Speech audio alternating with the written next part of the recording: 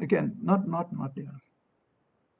from my side, I am a little bit concerned with Asia Pacific because we didn't do this non-economic policy making very well. So I mean, we push so much on infrastructure, we push so much on new technologies, on manufacturing, on export processing zones, and all these sort of things. But we didn't push very much on education. We spend on education. I mean, Asia has been known as a place where, I mean, the level of public expenditure on education has been among the highest in the world. But you know, education is not moving forward, not because of the lack of funding. You see, it's because of the understanding of how education should be managed, what people should be learning, or how they should be learning. You know, this is just not really a simple-minded kind of budgetary exercise. So, I mean, we are unprepared. Richard was talking about how the world was unprepared. We are very much unprepared in Asia, very much unprepared. When we are talking about working from home, yes, working from home, you know, social distancing, being away from the crowds. But if you look at the way that people have internet accessibility, look at the size of informal sectors.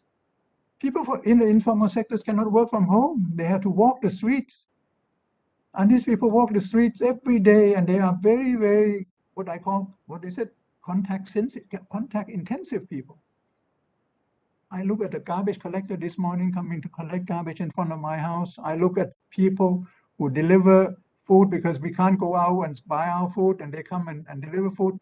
And they get in touch with all these people every time, everywhere. And we stand 3 meters away from them and let them put things on the ground, and we just pick it up. But, well, I mean, yes, work from home, but you need the system. You need to work with the unpreparedness in the informal sector. We ask our students to take classes online,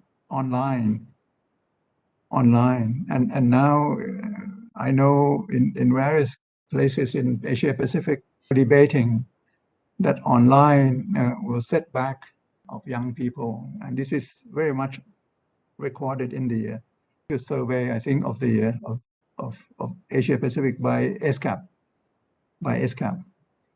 that this setback this time is not going to last only this generation. That the kind of impact we're seeing, it would linger on, and it will be inherent generation, because the completion of the learning process will not be fulfilled. And I was told that on only 50% of the population country is to try to go and do the expansion of our internet network to the rural areas as rapidly as possible. I think Thailand has been close to fulfilling that. I mean, to all the, I don't know how many, 30,000 villages in the whole countries to be linked up. And so, although we may not have individual linkages, maybe at the level of community linkages of the internet could be done. I can go on in these areas, but I will have to leave time for some other comments that I would have. But I would say that inadequate public investment in healthcare has been now coming back to haunt us. Of course, I mean, in some better off emerging economies in Asia Pacific, we may be having certain PPEs, masks, and all those equipments, medicine, vaccine, and all these other things, but it's still limited to only a few areas in Asia Pacific. The inadequate public investment in healthcare, sustainable development in general, access to medicine, education for all, and and for all ages, and gender equalities. I think this is going to be for post-COVID, if we may be able to say that, if there is ever a post-COVID period, then the whole rethinking of what we should be doing now, besides giving more money to all this activity, which is easy, but the way that we have to construct the infrastructure of public health, education, to be able to prepare people again for another contingency like this one. What we now all call resilience. Resilience is a word I am involved with. I hear it every day, every time I go on Zoom, on discussion online with the rest of the world, everywhere. The word resilience has been, put up for discussion all the time. How we can deal with a lack of resilience at the moment. One of the thing our last king, King Rama IX, when he was talking about his economic sufficiency principles, one of the principles of sufficiency that he was talking about was resilience. So he was saying to us, to us as decision makers, that you should not be looking for graduating into whatever kind of, into a new industrialized economy or whatever kind of fancy names that you should be looking at. You should be looking at the way that you should have sufficient food, sufficient shelters, education, basic needs, and be prepared. Be prepared at all time when you expand from that. Of course, he didn't say you should not trade. You trade, you invest, but be prepared, please, for any setbacks, because setbacks there will be. And the king is there no more, but Rama IX. But I think it resonates very well with the messages that we are hearing every day. Now that I have just started to discuss this resilience, let me say that even the former, I think, Bank of England governor, Mr. Mark Carney. Mark Carney has written an article in Financial Times a few months ago, talking about a new world order. And I, as Richard knows, and we are very much interested in new world order. I'm trying to do my best, Richard. I participate in so many global leadership forums, fora, to try to see how we can re-establish some order in the world. I mean, this is a global disorder. And when people talk about new normal, I just cannot understand. People can talk about new normal. This has been absolutely abnormal all along. I mean, there's no normal, been absolutely abnormal. And this is a new abnormal, and we cannot allow abnormalcy to persist. So I would say that Mark Carney was saying, well, I wouldn't go into discuss, just to give you information. You can read for yourself his article some time ago in Financial Times on the New World Order. He said, we need qualities like, particularly in policymakers, qualities of resilience. We've been talking about resilience. I've been talking about it all the time, so many years. Solidarity. Richard was talking about the, the concern that UNCTAD has with the international cooperation was not adequate. Carney was talking about the third one, connectivity. Well, I am not so much worried about connectivity. I think connectivity comes along with several constraints that we may have to take care of. And then last one is sustainability. This is what we've been discussing today and elsewhere along the line. So let me say that, yes, resilience. How are we going to go about to create or to enhance resilience in Asia Pacific? I'm going to talk about Asia Pacific mainly, but let me say first that we in Asia Pacific have not been completely, I would say, cut off from the thinking process that we may need to have certain resilience in our economic system. Let me say this. I said from the beginning, but what we did was actually we built resilience in our financial system. After the financial crisis in 97, 98, financial system in Asia as a whole has been much more sturdy than before. The capital asset ratios, equity asset ratios have been really more than the one required by international standard. The quality of assets much higher, very small amount of non-performing loans. External debts used to be the real issue here in this part of the world, has been reduced mainly. Yes, I know we this is just in the past, but of course the future is something else. So just to establish the fact that we in Asia Pacific, we are cognizant of the kind of resilience that we have to build into our system.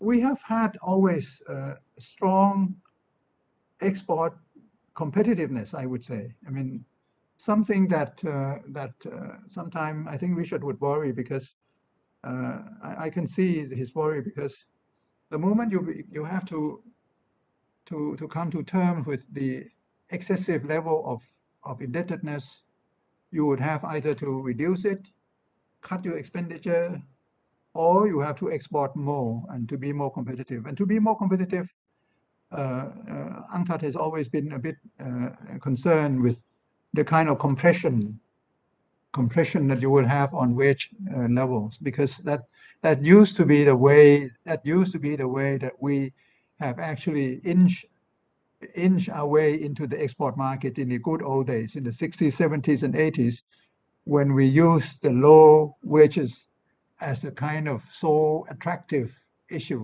factors to attract foreign direct investment. And but this cannot be maintained anymore. This cannot be.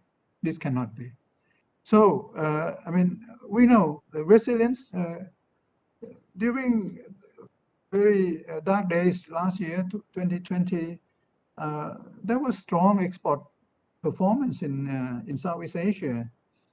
Bilateral trade between Southeast Asia and China increased last year 7%. I mean, this year I was told that beginning of the year, China's export went up by more than 20%. And Richard was already saying that, of course, I mean, this year international trade would recover. I wish and I hope that this will be true. This is well, blessing for the export sensitive sectors in Asia, and particularly in my own country and in Southeast Asia, because we all, and I have been actually part of the, I've been culprit. I've been always trying to promote that. Let's still try to do our best to hold up the international sector.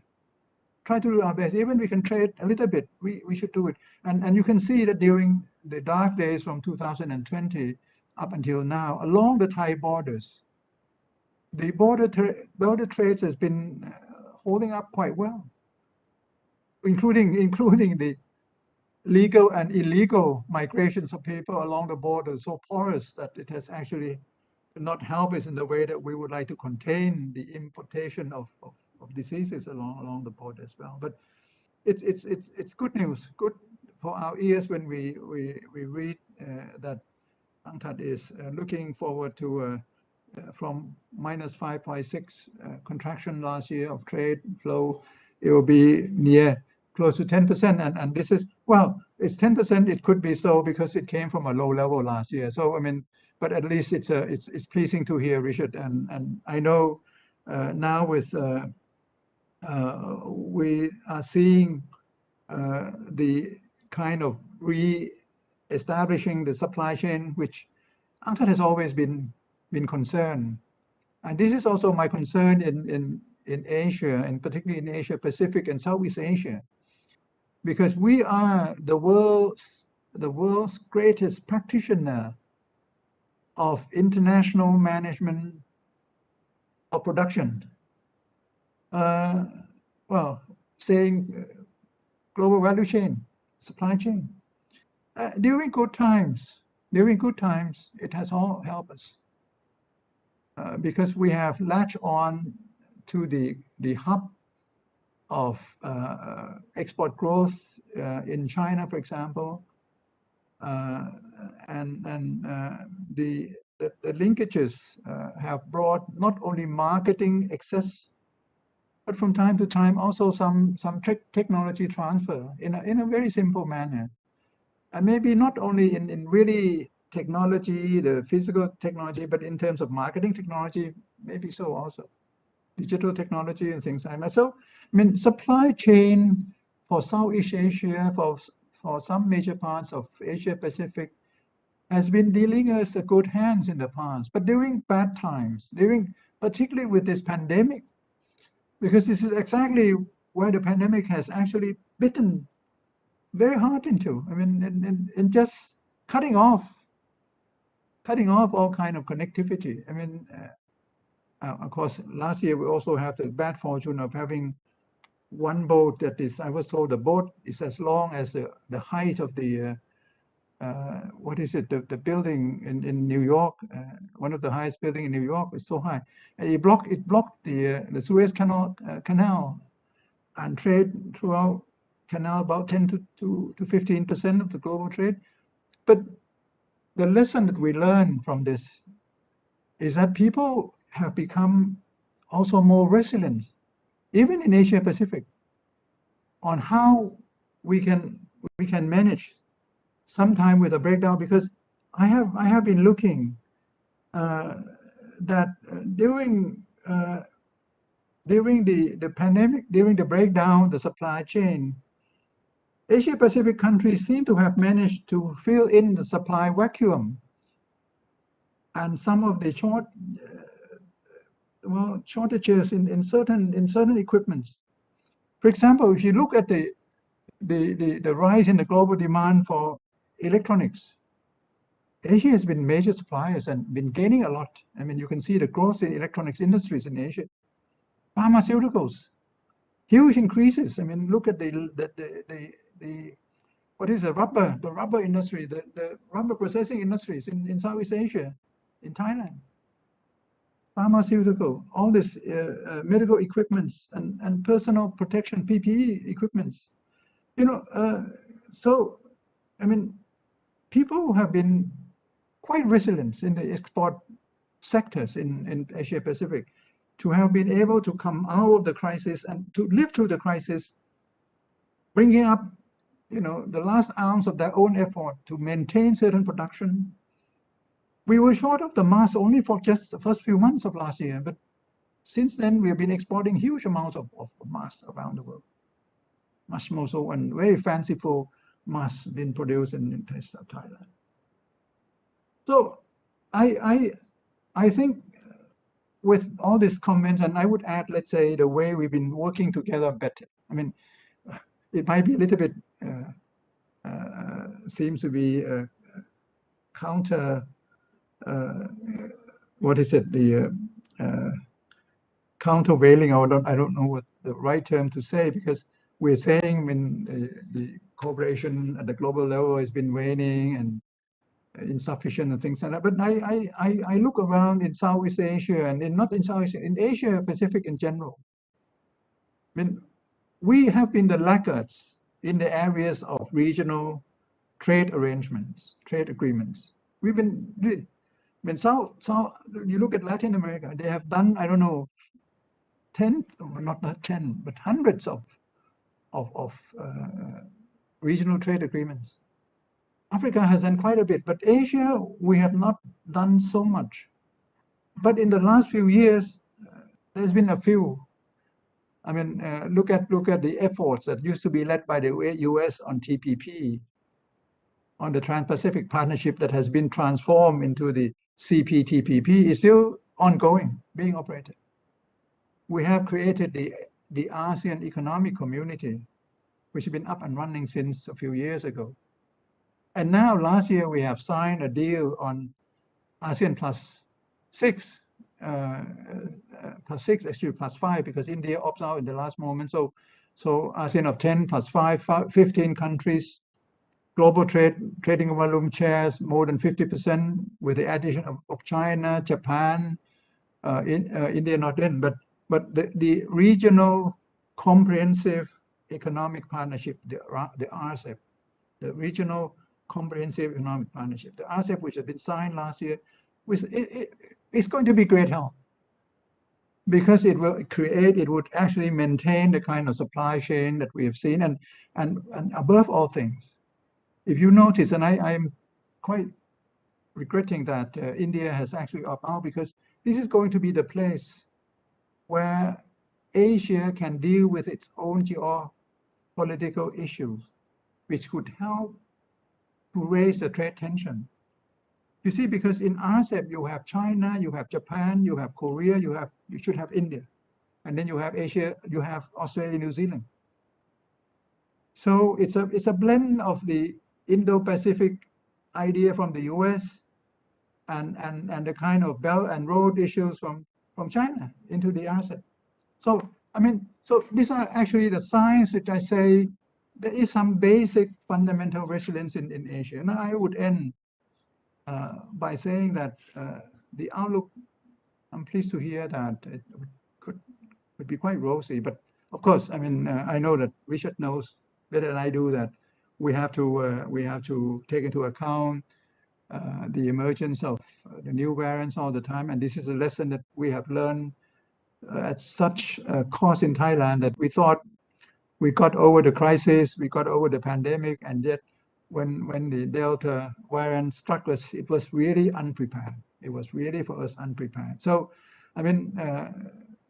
given that we are now going to be better prepared with a vaccination, with a kind of lockdowns and blend between opening up and lockdowns, which we all are trying to process. And I'm trying to work with some of our neighboring countries, particularly Singapore, Malaysia, to see how we can have a targeted opening up, bubble to bubbles, a kind of just limited opening up that can serve certain services sector, particularly what Richard mentioned, the tourism, which is so important to Thailand. And I think this is also for Thailand to redress this kind of totally excessive dependence on, the 15% of GDP income derived from trade or from tourism. When I think global level is much lower than that, should be around 10% or less than that, but we've gone up to more than 15%, which is a little bit too much. But anyway, this is the thing that we're now trying to manage the post-COVID cooperation within this smaller universe rather at the global level. But I do wish, and I have, I think 12 ministerial conference coming up in Geneva towards the end of the year, beginning of December, end of November, beginning of December. The 12 MC of the WTO, the World Trade Organization, should address, I don't think they should address the WTO reform as of now. WTO reform is a long process, and I can talk for hours on what should be done to the reforms of the WTO, but they should be emphasizing what is at the moment much needed is how can trade go up, the kind of free flow of goods, because you can see in the midst of the shortages of supply of medicine, of PPE last year and everything, and food supply sometime, people have been locking up the export restriction has been applied. So this is one of the first things that the WTO and maybe together the WHO, we have to see to it that you cannot lock down everything. You cannot lock down trade. During the time that trade should be allowed to go on and provide all the means of livelihood for the people, medicine, equipments, medical equipments and everything.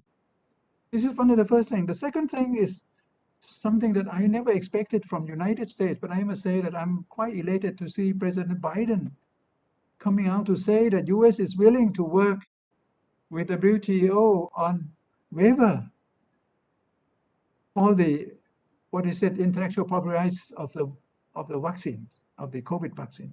This is great news. We all should lash onto that and complete an agreement as early as possible. And I feel very sad again because some of our colleagues in Europe, they just came up and just blocked that because they said, no way, waiver will not help vaccine distribution. This is just ridiculous. I mean, we need waiver because there are many countries in Asia that are hubs of pharmaceutical production. Really, Thailand is one, China is another, India is another, Japan is another. There's so many of them here.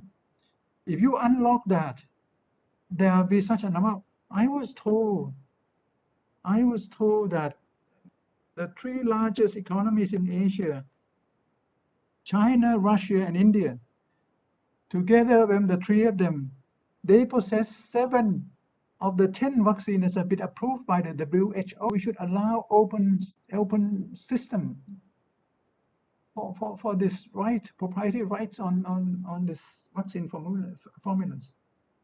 So I hope that this will be another major issue at the WTO MC12,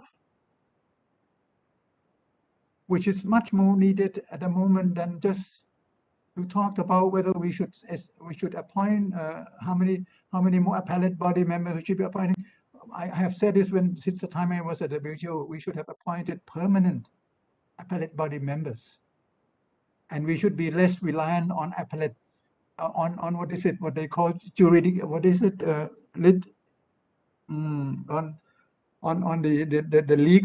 the legal exercise so much. We've been excessively legalizing, I mean, or legitimizing we apply the legal means to decide on, of course, on disputes, but that has overshadowed over the needs to have diplomatic negotiation. We should reconcile our differences to diplomatic negotiations at the WTO instead of using legal means to decide who is right, who is wrong. So I think that can be postponed. That can be. It's not the time being. The time now is to come together and do the necessary things like this one.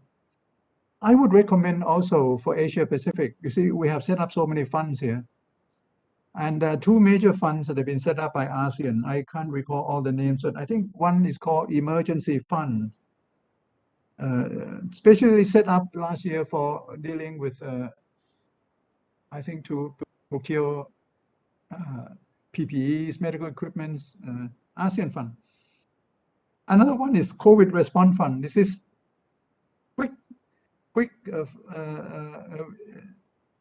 disbursement of funds to help areas where infections have become so critical. And I don't know how efficient they are in dispersing all this funding.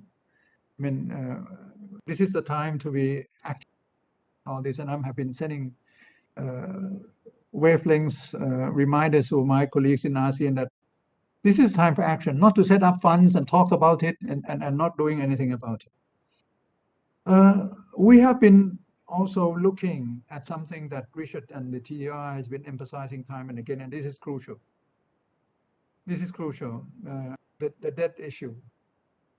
I have said that we have done well in terms of building up resilience in our financial system up until now. Post-COVID, and I have recommended to the Thai government and to ASEAN government and to governments in Asia Pacific already that we should be now at least drawing up plans for post-COVID debt crisis. Yes, debt crisis after this, debt problems, even for us in Asia, where we have huge amount of reserve and everything and low indebtedness and everything. Do not underestimate it because it will come very quickly. Because as Richard has said, as we all believe, and I do believe, we should be quick at disbursement and huge the way we deal with the issues. When you deal with the issue of unregistered poor,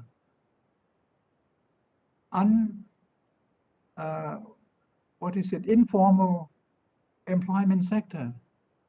People who lost their jobs in the beginning, seemingly just temporarily, a few months, and now it seems to be more than temporarily. I mean, it's just going to be more serious. So the amount that we have been using in Asia, I think it's less than 10% of our GDP. I think it's less than 10% of GDP on average. Whereas in Europe, United States, it's 15% up. 15% up. And you can see the size of that GDP. I mean, it's 15% of the size, 10 times the amount we have in Asia. And so the 10% of GDP in Asia just nothing, peanuts. So my recommendation, again, just like at ESCAP and UNCTAD, well, I mean, we may have to be flexible with our debt ceiling. Thailand has been adhering to debt ceiling of 60% for so long, and before the end of the year, we may be exceeding, as in other countries. I mean, many countries have debt, public indebtedness above 100% of GDP all along. I mean, we have been keeping it 40%, 45%, and now we're coming up to 50. Well, that has to be let go, and we have to borrow more than that. If we can borrow, because I mean the level of interest rates, it's so just on the floor. So borrow more, and let go with the ceiling. And we have to work on debt relief. Just prepare now, work on debt relief, as has been suggested by UNCTAD TDR, and I am fully prepared to go along with that. ESCAP would call it debt service suspension, even cancellation. I mean, and we can start in Asia, because why? Because the one which is going to be quite heavy is a debt that I think China has been shouldering for Asia in general. I mean, major lender has been China, and China has been doing a lot of debt forgiveness relief for many countries already in the past. So I'm calling out to China also, and many other countries in Asia that has been the key, Japan maybe also, the key lenders, that let's start thinking about post-COVID relief, debt relief, I don't know, negotiations, and let's bring in the IMF and the World Bank together to sit together with us, and the development banks in Asia. We have very strong Asian Development Bank. Let's do together. Start the program now. I have been talking to colleagues in neighboring countries about doing more bond issuance, but these are special bonds. These are bonds that are going to be issued by smaller countries in major economies which are neighboring to them, like Laos. PDR has been issuing baht-denominated bonds in Thailand. So this can be done more in Asia to do this so-called what is called offshore bonds, more offshore bonds. Besides all this, we can tap into a lot of institutional funds like the pension funds, sovereign wealth funds, so many funds in Asia, and as you know, Asia has been flooded with a lot of international reserves and all this funding arrangement. I have not said everything, but those are the things that I should be saying in commenting, on how much I enjoy and I agree with what Richard has been saying, and our UNCTAD colleagues have been still brave and courageous in keeping on the fight, while I have already left them to retire in the coziness of my own country. But still very much elated to see that my colleagues are still upholding the spirits that they've been doing. I just add one more remarks about green development. Cannot leave it, because I saw in my notes that I think I have to emphasize that green development, as UNCTAD has been emphasizing, it's a new area of economic growth that can help to create new employments. Green development can create sustainability, sturdiness. We look times and again at those registered companies in the securities exchange, stock exchange around the world. Those who have done well on ESG, on the green side of their own businesses, They seem to be holding up very well, surviving all the collapses and crises and everything. And they are favored now more and more by institutional investors and private investors around the world. So this is a time for Asia to be looking at green development, green economies more so than in the past. And we can reduce even the subsidies, huge subsidies that we spend on fossil fuel. If we're looking for some alternative means of budgeting support, then cutting down on subsidies on fossil fuels could be one of the major areas. So I have said too much already and exceeded my time. Sorry for that, but thank you so much again for inviting me, and pleasure so much to see our colleague again, Richard. Greetings to all friends in Geneva. Thank you very much for your attention. Thank you very much for your wisdom, Dr. Supachai. I think that everyone seems to have a lot of interesting questions for you as well. First, concerning unevenness, I think that Khun Richard have emphasized that word several times, and also you also stressed that several times as well in your speech. And the question is, I mean, with this kind of unevenness, what should international organizations, for example, WTO, UNCTAD, UN, and I would add wealthy nations or wealthy countries should do in order to alleviate that unevenness?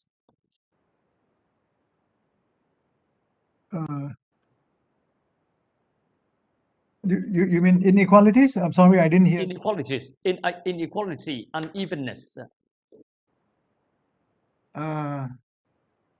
Well, the inequalities are such a huge issue, massive issue. Well, I mean, it has to be taken up in an integrated manner. It cannot be the WTO, cannot be the WHO or UNDP. If you look at the SDGs, the 17 goals of SDGs, I think the real purpose, one of the real purposes of the SDG is to aim at leveling the inequalities around the world. I mean, when they talk about elimination of poverty, the healthcare quality, access to education, clean water, gender equality, I don't know what, I mean, partnership in development. I mean, all this actually, I mean, if you ask me this question, I would say, do our best, do your best to achieve the 17 goal of SDG. And as Richard has been saying, we're now set back. And this is no fault of anybody of us. We are set back because the 2030 goals, the 2030 goal, SDG goals, will not be easily achieved now. We have actually gone very far with the elimination of poverty with the SDG, but now we're set back. I was told by the figures of 60-70% new poor, but I think the real figures must be in hundreds of million people, and this is really very sad. And besides this, I think another brewing issue beside the debt and everything is the issue of food scarcity, And so one of the major issues to be discussed at the WTO, if you ask me about the WTO reform, and one of the major issues to be discussed at the next WTO 12 MC meeting in Geneva this December was of agriculture.